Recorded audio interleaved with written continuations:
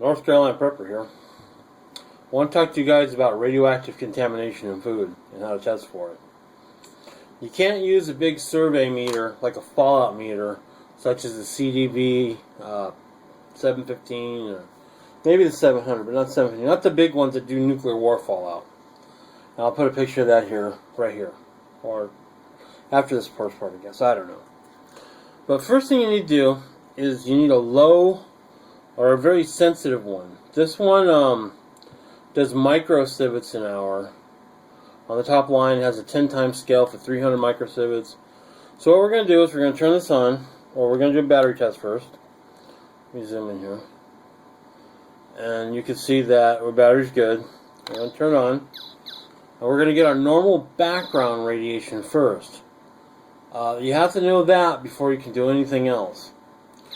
So I'm going to go ahead and let this charge up and build up. I'm going to give it 2 minutes to give me background radiation, and then I'll be right back. Okay, I'm back. It's been a few minutes. I went in the bathroom and some other stuff. That's fine. As you can see, this thing's pegging out at a 0.1 millirem, or microsievert, or whatever.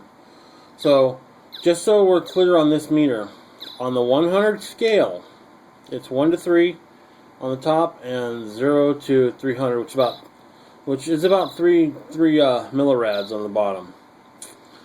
So it takes 3 rems. We'll peg this thing out on the 10 times scale. So 1 rem, so we're good. So there's almost no radiation here.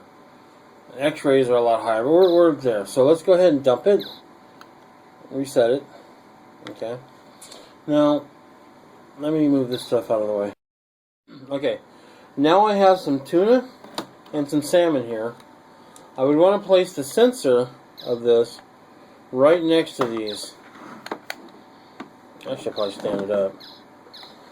Let's see if we can get any rads after a couple minutes. Or anything above high background radiation. Let me go ahead and get in there. We'll come back in a couple minutes and see if that's changed. Okay, as you can see, it hasn't really changed, and in fact, the metal cans is actually shielding the natural radiation. They put it down about half to 75% of what it was, which is 0.0 whatever now. So, next thing you do is you'd open the cans, which I'm not going to do now because, beta radiation wouldn't penetrate the can, but alpha would. Or I'm sorry, gamma would.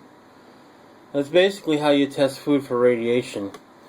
I'm not so worried so much about it. You would open the can though first. Let me go back. I'm babbling. You open the can and go back and set over it and do the radiation test too and test it. If there's any activity, I throw it out, but haven't found any yet. Not worried about the Fukushima myself, but for fallout I would be. But the point is, you can't use a CDC 700 meter to test food. It won't even register. And beta particles aren't a problem unless you ingest them. And your body takes those radioactive isotopes like calcium or whatever and starts putting it in your bones. Then you have problems. But you need a really sensitive meter. Like I said, this one will peg out at 300 millirad.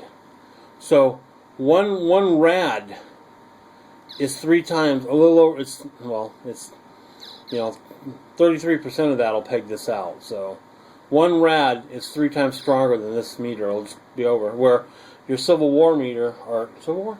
No, Europe. Your Civil Service meter won't even register. So there you go. That's just a real quick way to test your food. Just basically, you have a baseline radiation of what stuff is before, and then you can test it over food. But if you don't know your daily radiation around you, you're kind of screwed. Alright, that's my quick tip for today.